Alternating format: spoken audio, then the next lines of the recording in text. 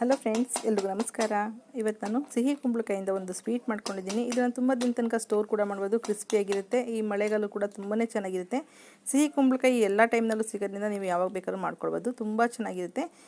ಕುಂಬಳಕಾಯಿ ಗಾರ್ಗಿ ಅಂತಾರೆ ಅಥವಾ ಕುಂಬಳಕಾಯಿ ಕಜ್ಜಾಯ ಅಂತ ಕೂಡ ಹೇಳ್ಬೋದು. ತುಂಬಾ ಚೆನ್ನಾಗಿದೆ ಸ್ವೀಟ್ ರೆಸಿಪಿ. ಒಂದ್ಸಲ ಟ್ರೈ ಮಾಡಿ ಮಾಡೋದು ಹೇಗೆ ಅಂತ ನೋಡೋಣ.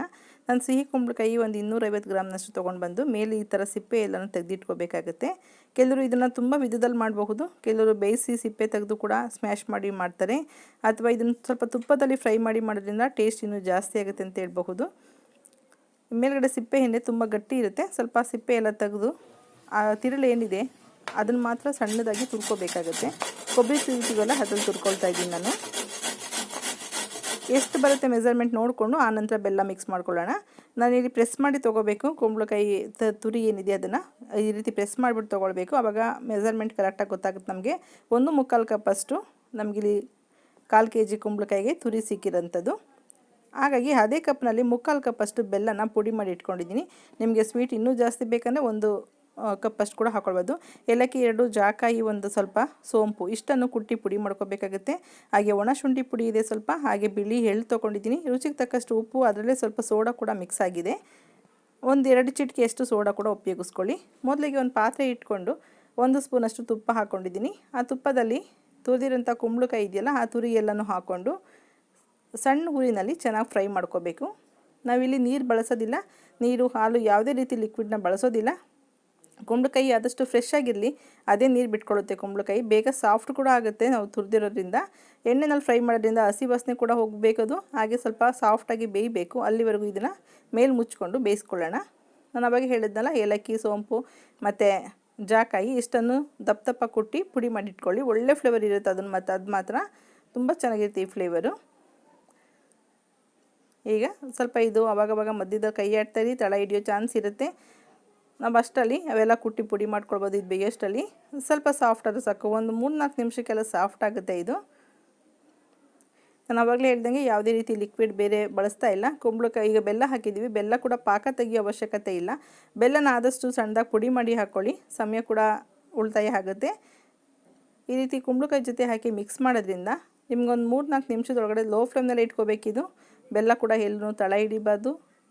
ತಳ ಹಿಡಿದ್ರೆ ಕಂಟು ಸ್ಮೆಲ್ ಬರುತ್ತೆ. ಹಾಗಾಗಿ ಲೋ ಫ್ಲೇಮ್ನಲ್ಲಿ ಇಡೋದ್ರಿಂದ ಕುಂಬಳಕಾಯಿ ಇನ್ನೂ ಸಾಫ್ಟ್ ಆಗುತ್ತೆ ಮತ್ತು ಇನ್ನೂ ಸ್ವಲ್ಪ ಲಿಕ್ವಿಡ್ ಥರ, ನೀರು ಥರ ಬಿಟ್ಕೊಳ್ಳುತ್ತೆ.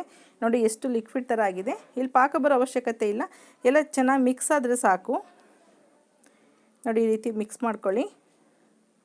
ನೀವೊಂದು ಸಣ್ಣ ಕಪ್ಪಷ್ಟು ತುರಿ ಕೂಡ ಮಾಡಿ ನೋಡಿ. ನಿಮ್ಗೆ ತುಂಬ ಇಷ್ಟ ಆಗುತ್ತೆ ಇದು. ಅಷ್ಟು ಚೆನ್ನಾಗಿರುತ್ತೆ ಟೇಸ್ಟು. ಡಿಫ್ರೆಂಟಾಗಿರುತ್ತೆ ಟೇಸ್ಟ್ ಕೂಡ.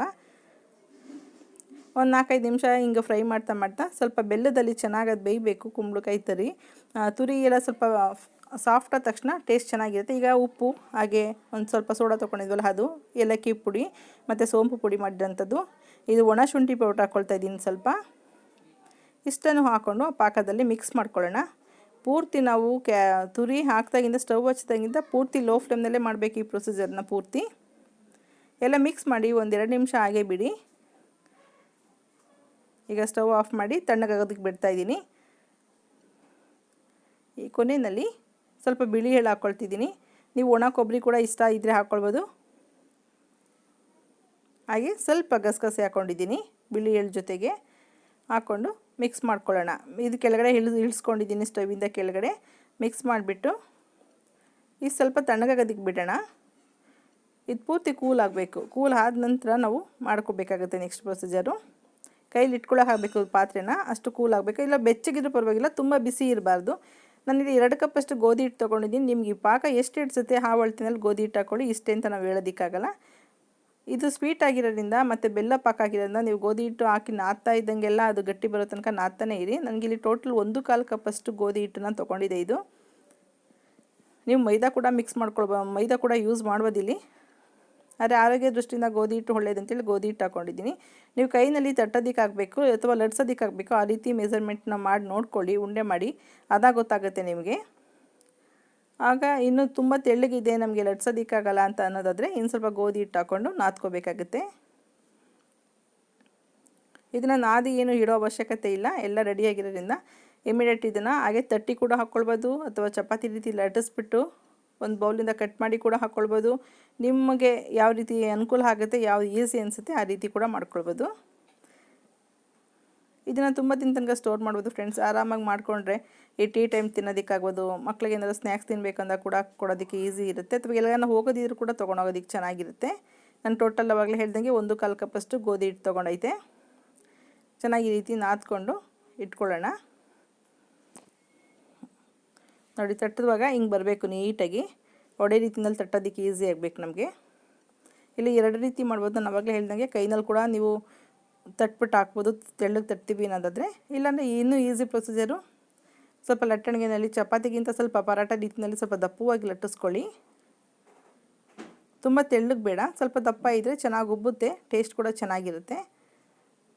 ನೀವು ಇದಕ್ಕೆ ಎಣ್ಣೆ ತುಪ್ಪ ಏನಾದ್ರು ಹಾಕ್ಕೊಂಡು ಕೂಡ ಲಟ್ಟಿಸ್ಕೊಳ್ಬೋದು, ಅಥವಾ ಗೋಧಿ ಹಿಟ್ಟನ್ನೇ ಹಾಕ್ಕೊಂಡು ಕೂಡ ಲಟ್ಟಿಸ್ಕೊಳ್ಬೋದು. ನಾನು ಅಲ್ಲೆಲ್ಲ ಸ್ವಲ್ಪ ಗಸಗಸೆನ ಹಾಕ್ತಾಯಿದ್ದೀನಿ ಮೇಲ್ಗಡೆ. ಗಸಗಸೆ ಹಾಕಿ ಒಂದು ಸಲ ಈ ಥರ ಚಪಾತಿ ಲಟ್ಟಣಿಗೆಯಿಂದ ಲಟ್ಟಿಸಿದ್ರೆ ನೀಟಾಗಿ ಕೂತ್ಕೊಳ್ಳುತ್ತೆ ಗಸಗಸೆ ಅದ್ರ ಮೇಲೆಲ್ಲ.